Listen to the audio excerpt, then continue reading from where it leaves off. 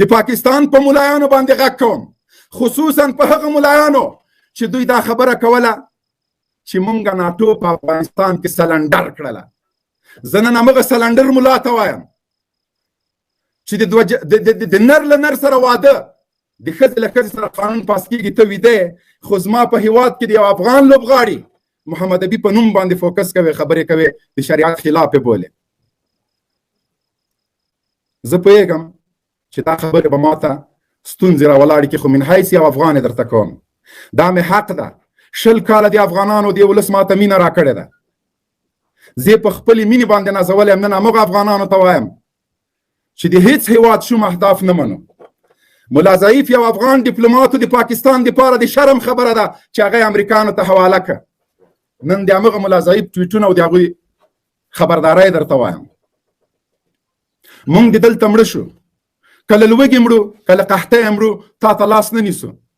ته مونږ سره کومک مه کوه، ته دا منافقت مه کوه چې د ټولو زهرجنو خبرو وروسته په ملل متحد کې دا خبره کوي چې د افغانانو پیسې خلاص کا. مونږ ستا غږ نه ده په کار، ته رذالت او منافقت مه کوه. د پاکستان علماو ته وایم، سیاسونو ته وایم، ولس ته وایم، خبردار، دغه کرغېړنه پالیسي د تاسو د هېواد د ویشلو په معنا ده. د تاسو دغه زهرجنه ژبه د یو لیوني وزیر اعظم له خولې نه د افغانستان په رابطه باندې خطرناک میسج ده د افغانانو دپاره. دا د تا د افغانانو په وړاندې د جنګ اعلان ده چې د ټولو نړۍ د جابرانو د ظالمانو په مخ کې، د هغه ظالمانو په مخ کې چې 20 کاله یې موږ وژلي یو، لار تا ورکړې، تیاري تا ورکړي، تیل تا ورکړي دي، اکمالات تا کړي دي.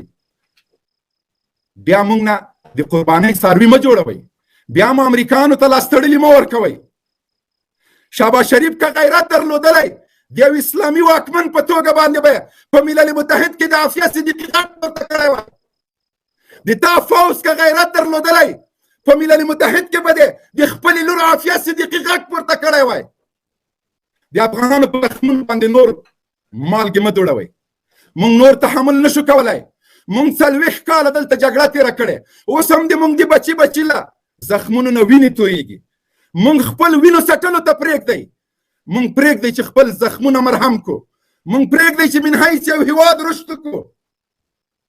زموږ اقتصادي بنسټونه مه نړوئ. د تاسو د منافقت سیاست دته باید نور افغانان د پای ټکی کېږدي. خپله فیصله وکئ چې تاسو زموږ دوست هېواد که دښمن هېواد یاستئ.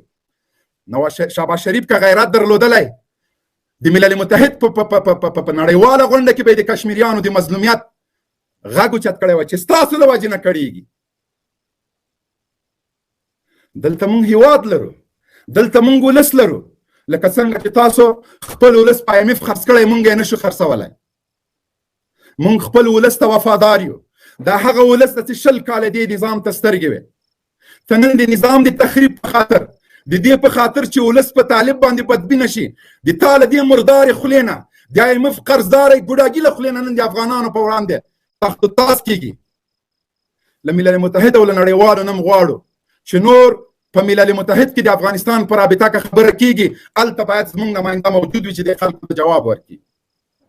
ورکړئ افغانانو ته په ملل متحد کې چوکۍ ورکړئ، حق ورکړئ، تر څو دغسې رذیل، دغسې کرایه شوي خلک زموږ په وړاندې خبره ونه کړي.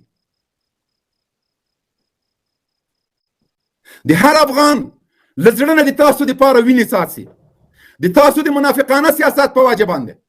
موږ په تیر کې ویل فوز یوه غلطي وکړه، فوز دیکتاتورو امریکا ته اډیم ورکړه، تحریم ورکړه. اوس خو پارلمان دا کار وکړه، اوس خو د ولس منتخب حکومت دا کار وکړه. ګیله مو ځکه در نه درېږي. او دا به زما د خولې د خلاصولو پیلنامه وي. له دې وروسته مو ټول رذالتونه او منافقتونه، ستاسو غلامي او مزدوري، دا به ټول افغانانو د پاکستان ولس ته برملا کوو. تر کله پورې به ته ګزار کوې، زه به درته سینه نیسم. تر کله پورې به ته خنجر ووهې، زه به مې زخمونه څټم. که قرضدار یې له IMF نه، که مزدوري او دښمني دې کړې، سفیر د پاکستان ته ورکه، زه نمک حرام.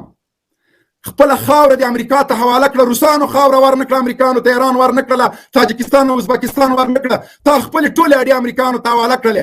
20 کاله د دلته موږ وژلو، بیا هم زه نمک حرامه.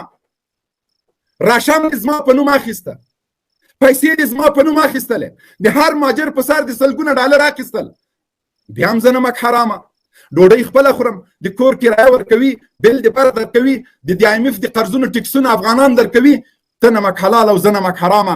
وا وا څه عجیبه منطق ده، د دغه رزیل فوز او سیاسونو څه عجیبه منطق ده. وژنم یم ته نمک حرام هم زه یم، لاس تړلی یم امریکایانو ته ورکوې، په دې نمک حرام یم چې د تا خبیث سیاست په وړاندې درېږم. خپل هیواد مې ده، لکه څنګه چې ته د هیواد د ننګ په خاطر باندې د فوز روزلی، خو د کرایې مونږ د هیواد د ننګ په نامه رښتینې زلمي روزلي دي. ته به 10 لکه فوز لري، قسم په خدای زما بچی د 3 کاله هغه د دې هیواد د ساتلو تجربه لري، غیرت او په ننګ باندې پوهېږي. زه داسې په خاورې میان یم چې د دې خاورې د ازادۍ په خاطر باندې په 10 ټنه باروتو د پاسه زموږ ځوانان کېناستلي. موږ د دې خاورې باندې داسې مین یو، تاریخ به مو تاته معلوم وي، له انګریزانو له هندوانو د غلامۍ تاریخ لري. ازادي زموږ ابدالیانو درته اخیستی. ته د مزایلو په جوړوي، خو نوم نه لري چې په مزایلو باندې کېږدې. زما د غزنویانو نوم پرېږدې. ته په 80 کلن تاریخ کې یو غیرتي سړی ماته راوښیه. ته د ما د کړوسي د کودي په ځای ماته به میاو نه کوې. زه د امپراتورانو د سملولو تاریخ لرم. ما په یوه پیړۍ کې 3 امپراتورۍ نسکورې کړي دي. ته کشمیر نسې ازادولی. د تاسو په ځای وای، د پاکستان د صدر اعظم او د فوز د مصر په ځای وای، او لور مې په ګوانتانامو کې بندي وای، ځان مې غرغره کوه. رذالت تر کله؟ منافقت تر کله؟ هندوستان ته د بارډرونو خلاص دي، افغانانو باندې دې بند کړي دي، بیا هم ورور هیواد دی، بیا هم مسلمان هیواد دی، بیا هم دوست هیواد دی. هندوستان هلته سفارت لري، د افغانستان ټوی راجګېږي، وایي زه ځکه افغانستان په رسمیت نه پېژنم چې هغه ده، دوی شرایط نه دي په دې. چې شرایط مونږ خو له IMF نه قرضدار نه یو، شرایط ورته پوره کړو. مونږ خو له IMF نه قرضدار نه یو چې له هلک نه د هلک سره واده هغه وکړو. زه اوس نه پوهېږم چې د فوز مشر به له نواز شریف سره، شهباز شریف سره واده کوي، او که هغه به یې له ده سره کوي. اوس خو مو قانون پاس کړه، څومره خوند به کوي د فوز مشر میړه کړی. تاسو شرمېږئ، د تاسو د بېغیرتۍ له وجې نه مونږ چاته پورته نه سو کتلی. بیا هم درته وایم چې سیاست ته مو تغییر ورکوي. د افغانستان په اړه د منافقانه او رزیل سیاست ته د پای ټکی کېږدئ. که دوستي کویم داسې یو خط مونږ ته راوړه، او که دښمني کویم چې مونږ پوه شو. مونږ تا غوندې د اوسان بې غیرته نه یو چې د دوستۍ په نامه در سره جګړه وکړو. TTP او نور هغه د مونږ غاړې ته مه اچوه. مونږ خپله له ډېرو مشکلاتو سره مخ یو. یو کال کېږي چې ازادي مو اخیستې ده، یو کال کېږي چې زمونږ د کور په سر باندې ډرون نه ګرځي، یو کال کېږي چې زمونږ افغانان نه وژل کېږي. خو متاسفانه پرون بیا ور د افغانانو د وینو سیلابونه روان شول. زمونږ په وژلو باندې خوند مه اخلئ. قسم په خدای امریکا او ناټو، روسانو او له هغه نه مخکې انګریزانو دا د افغانانو او خیرا تباه کړله. که نه دا ناممکنه ده چې امریکا او ناټو دې په افغانستان کې ماته وخوري. دا ناممکنه ده چې د نړۍ سوپر پاورونه دې په دې هیواد کې ګونډه شي. زمونږ ازار مه اخلئ. مونږ به خپل رب ته په سجده شو، قسم په خدای که مو بیا پرېږدو. من حیث یو اسلامي او ګاونډي هیواد مونږ سره تعامل وکړئ، یو سیال هیواد تعامل وکړئ. د ضلالت په سترګه راته مه ګورئ. مونږ ویښ ملتونه لرو، مونږ هغه ملتونه لرو. ما درته وویل چې تا په 80 کالو کې کشمیر آزاد نه کړه. د کارګل جنګ د ماته معلومو، د بنګلادیش سره جنګ د ماته معلومو. 15,000 فوز نه یې پرتګونه وویسته. تر ننه پورې خلک مونږ ته پیغور راکوي. من حیث یو اسلامي هیواد وایي ګوره دوی نه هندوانو پرتګونه ویستلي دي. مونږ سخې نه درپسې کوو، مونږ پیغور نه درکوو، خو دې ته مو مه مجبوره کوه. د تا ټول تاریخ مونږ ته پروت ده. زمونږ د غیرت او د تورې تاریخ ده. مونږ که ژوند کړی په خپله دعوې خاوره کې مو کړې ده. زه دې په سینه پرې کړلم، کنډتار دې ولګول، هر څه دې وکړل. دلته له بوډاګي او له مزدور او له خپل سیال حکومت سره چې غني او کارځای و معاملې دې ورسره وکړې.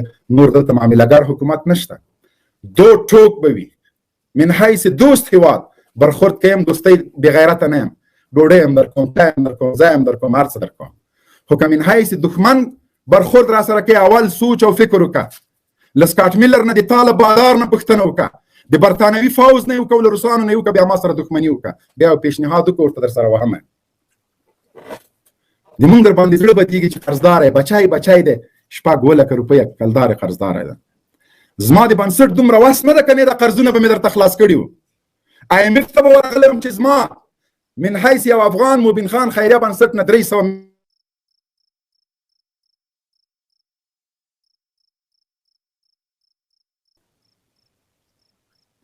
دا چې د IMF نه قرضې په هر رقم اخلي که سود خوري که مردارۍ خوري کار چې مونږ کار نشته سره خو زمونږ په هیواد باندې بیا تخت و تازه نه کوي.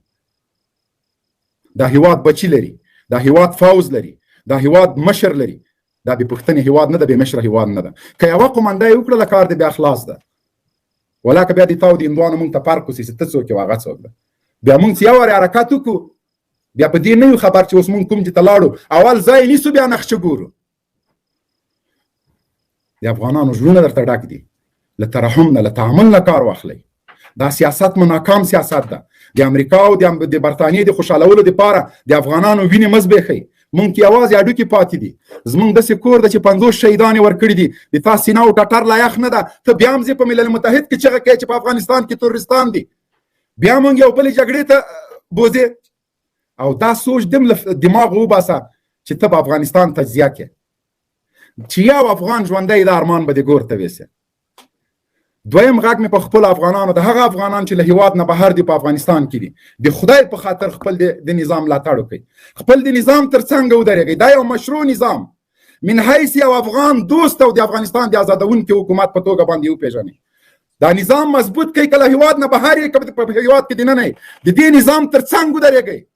که دې نظام د بې غیرتۍ تاریخ درته راوړه مخ ته لاړې راتو کوي. دا نظام تاسو سر ټیټي ته نه پرېږدي. مونږ د هیواد په آزادولو هم پوهېږو، د هیواد په آبادولو هم پوهېږو او دلته د یو مضبوط اسلامي نظام په رشد باندې هم پوهېږو. نور د افغانانو هله دکې چارج نشته، لا داسې کارونه کوئ. نور د افغانستان په وړاندې ستاسو منافقانه سیاست ته ټول بیدار یو. خو د تاسو په سیاست نه پوهېږو چې ملا مو د محمد نبی په نوم باندې ډسکشن کوي خو هلته په مردګو خانو سترګې پټې دي. د محمد نبی په نوم فتواګانې ورکوي خو په خپل هیواد کې د امجنبازۍ قانون پاس کېږي، هغه ته هېڅ خوله نه لري. د افغانستان دپاره ټولو په یوه خوله د افغانستان د تخریب دپاره مټې رابډ وهلي دي. که کمونیست ده، که سیکولر ده، که نشنلی ده، که ملا ده، که حرامي ده، که حلالي ده، د افغانستان د بربادۍ دپاره مو مټې رانغښتې دي. نور دا منافقت مه کوئ. اوس هسې نه چې سبا د ما د کفر فتوا ورکوئ. د تاسو په فتوا زه کافر ښیم. نور د تاسو فتواګانې په افغانستان کې نه چلیږي. د ما ایمان او د تاسو ایمان کې ډېر فرق ده. زه د خپلو علماو په فتوا مسلمان یم. د تا د ګټو خلاف که غږېږم د تا د کفر ټاپه تیاره ایښي خو فایده نه کوي. او که د مونږ ټاپې یا ورته در باندې سیخ سولې بیا به ګوره لار درنه ورکه سي. مونږ چې فتوا ورکوو عمل هم بیا پې باندې